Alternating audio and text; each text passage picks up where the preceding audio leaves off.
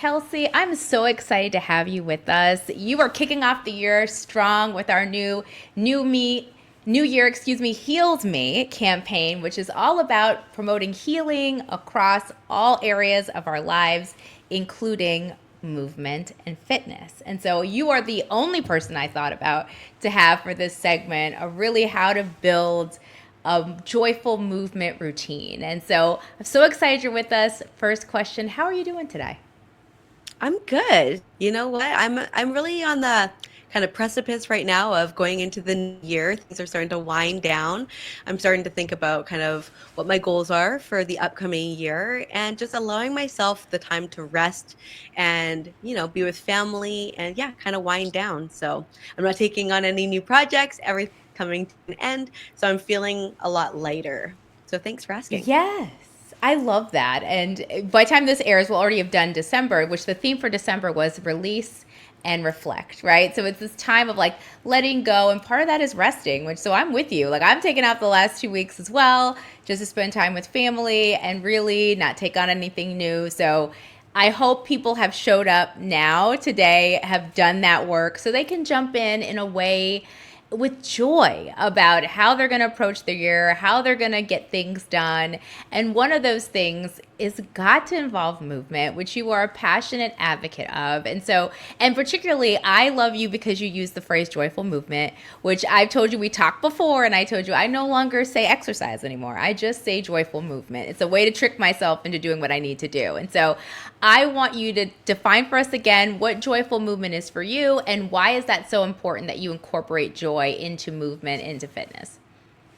Absolutely. I want to quickly before I answer that question, just say I really appreciated how going into the new year and this segment, it's all about new year healed me rather than that new year new me. Because I think Yes. often people think that we're starting from square one, right? Like January 1st feels like this first of the month. I'm going to start from a blank slate. But we have to realize that we're all starting from experience. We're not starting from new. So allow yourself the wisdom that you've already built over the years to guide you in this next phase of your life rather than thinking, okay, I'm starting as if I'm a brand new person. I'm going to be a different person than who I am. Embrace who you are and allow that to guide you through your goals for 2025. So I just wanted to touch on that. To answer the question though about joyful movement and what that is, it's just a form of physical activity that you find joy and pleasure and satisfaction from, rather than it feeling like a chore or another job or something that has an outcome like changing your body, right? You're doing it because not that it necessarily feels effortless, but that it brings you joy and it brings you peace and it makes you feel good in your body. And you use that as the measurement for why you're doing it, right? Rather than looking at it as this kind of medical, have to do it to reduce blood sugar, have to do it to have some external outcome. You simply do it because you want to be the best version of yourself and you want to honor your body through it. So that's my personal definition of joyful movement. I'm sure many different people have a different perspective, but simply just moving because you have the gift to be able to and allowing it to look different from anybody else's. Yes, I'm smiling ear to ear because I just love everything about what you said, starting with the theme of a new year healed me. Very important. That's, I really wanted to emphasize just what you said, which is that we need to throw out this kind of overwhelming expectation that you have to, one, change everything about yourself, right? There's this belief of like, I need to new me. And it's like we've all done that phrase before in our past. And we're like, we get to March and we're like, it's old me. It's 100% old Sneak me. me. Just kidding. She's Uh, back. Never left. Never left. It's old me. And is that a bad thing? Like, I love that perspective of like part of the old me. We do want to bring our wisdom. We do want to bring the lessons learned and the different reasons why we are who we are and honor that. And it's more about being the best healed version of ourselves, not a new version, because who we are is probably pretty fabulous as is. And that dovetails perfectly into what you talked about with joyful movement. Part of the things that we need to heal, particularly as Black women, is our relationship with movement, is our relationship with our bodies. And the way you talk about it is that joyful movement is about what honors honors your body, what brings pleasure to you, what you enjoy. And I think there's so much of a gap in for a lot of people, but for women, and then add to it, Black women, that we feel this obligation so that there's no joy in it. It's like, well, I have to work out. Oh, it's January. I got to do a fitness goal. Oh, I've got to run. Oh, or I've got to do this. Everyone's doing this particular exercise. So now I must do this particular exercise. And that is why having joy in fitness feels essential to me. Just hearing from you, it sounds like it should be embedded. Absolutely. And it's funny how when you're those example, you use the words I have to, I must, as if they are these absolutes and that there are going to be negative repercussions if you don't. Right. And I think with joyful movement, it's shifting your perspective from being I have to, I get to. Like, wow, what a gift that is to be here. You know, it may sound a bit esoteric and kind of out there, but we have to remember like we are as human beings like one in trillions, and the chances of us getting to have this life experience is so rare. And so every opportunity that you get to connect with your body, to move this meat suit that your soul is living in every single day is such a gift. And I think for a lot of people we don't really recognize that until one of two things happens in life. We either have a chronic illness that really has to have us reflect on maybe way we weren't as kind to our bodies and we have the appreciation that we did prior to having the illness, or something may happen in life where your ability may change, or maybe it's just gradual with age and you're thinking, oh my goodness, all those aches and pains, I really wish that I had done a Yeah. lot more movement when I had a little bit more mobility. So why wait? Why not give yourself the gift of movement today and do it from a place that feels like, wow, this is something I get to do, not something I have to do. I love that so much. And that all of that really is the part of the honoring and the joy and the gratitude. It's like it's a way to honor our body, to show gratitude that we do exist, that we do have this experience, and that being fit, and again, that's a very broad term, right? Having fitness, having movement is not something that's like a prescription you must do, you have to do. It's more so a privilege. And I like that. And part of that is also about how you go about setting up a routine and setting up what you do. And so why is it so important to structure your movement and your fitness in a routine that suits specifically your lifestyle? Yeah, it's important. I wouldn't say it's the most important thing to have structure. I think that is also really important, and this is something I'm personally incorporating, is to have unstructured time in my life. Everything always feels so rigid. Everything always feels so regimented. And sometimes I think it's important to also have flexibility. And what I mean by that is it doesn't necessarily your joyful movement doesn't have to necessarily look like anybody else's. It doesn't have to follow a strict plan on these days of the week from this time to this time for this duration with this amount of exercise or this heart rate or this kilometer or mile, you know? We can we can choose to move just for the sake of movement and allow it to be fluid in what that looks like day to day, week to week. So, maybe for some people that's going to look like playing with their kids. For some people that's going to look like rolling in their wheelchair. For some people that's going to look like hula hooping, rebounding on their trampoline in their living room because it's cold out, or a walking pad, right? And I think we have this perception of movement looks like based on kind of the fitness industry, right? When we think of movement, we think of going to the gym, lifting weights, or running on a treadmill, or walking, or something like that. But know that, there's so many cool things you can do this time of year that also constitute as joyful movement. You can go ice skating, you can Yeah. go snowshoeing, right? Not sure where you live. Maybe if you're listening to me and you're in Florida right now, you're thinking, oh my goodness, there's nowhere to do those things. But hey, maybe you can go swimming, right? There's always something that you can do to move your body. And I think when we detach from what we think it's supposed to look like, or how hard it's supposed to be, or the intensity level that it's supposed to look like, we allow ourselves the grace to just move freely and accept how we feel in every moment and use that as the guide rather than thinking I have to get to that next minute, that next kilometer, that next calorie burn. You know how so many of us look at our watches, our smart watches, and say, okay, Yeah. I'm going to move until I get to 250 calories, or I'm going to get to move until I'm at 20 minutes on the dot, right? It's like, what if we put the cover over the treadmill, or we turned the smartwatch off and we just allowed ourselves to move to the point that we feel like, I feel good. I broke a good sweat. My body feels a little bit of fatigue. It doesn't feel exhausted, but now I feel like I've done enough rather than treating these kind of milestones that are a bit arbitrary. So I'm a big proponent of having flexibility in what your movement looks like, but also I also understand, having some level of structure is key in terms of being consistent with something. So if you are somebody who wants to have a little bit more structure in exercise, then I definitely recommend planning it into your calendar just as you would as if you had like a doctor's appointment or you had a dentist appointment or something like that.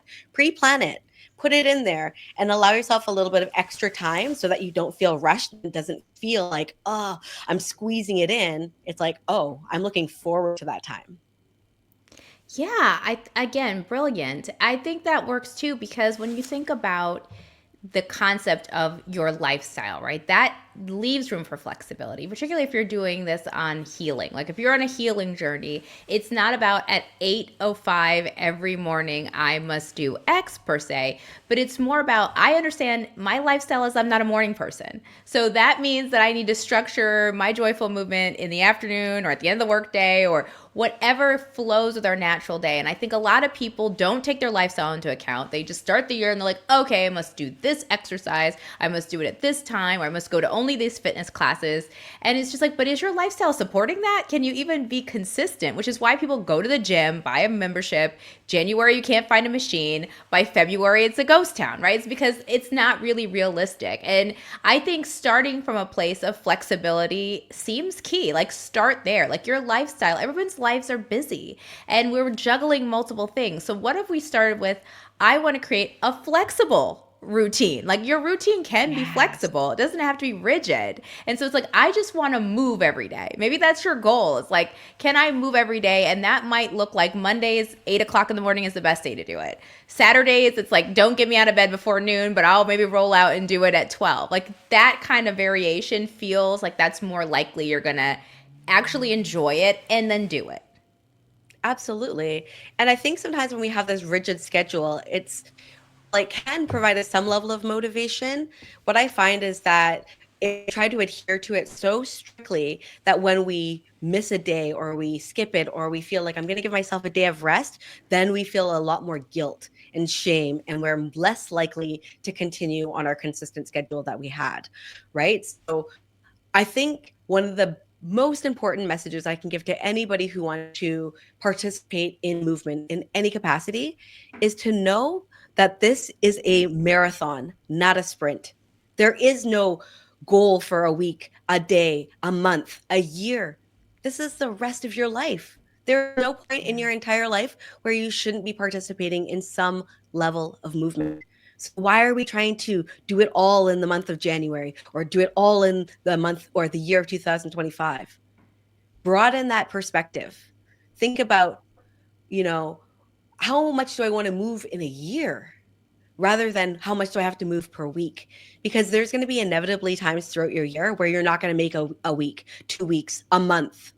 But when you really zoom out and you look at it over 5 years, that's a drop in the ocean. It Yeah. really doesn't matter, but it feels so big when we have so much structure. So I really encourage people to kind of broaden their perspective about what movement should be and know that this is something that is a forever thing. And nobody wanted to hear that because we're like, I don't want to do this forever. I don't like this. But that's the key. If you don't like it, then maybe shift the type of movement that you're doing. And that's where joyful movement is in. The non-gym stuff. And if the gym is your joyful movement like it is for me, well then hell yeah, hit that gym, baby. But if you're like, I'm not a gym person, I'm never gonna be a gym rat or a gym girly, then find your form of movement. And I find that sometimes joyful movement can be found in community, right? So maybe that's a dance studio. Maybe that's a rock climbing club.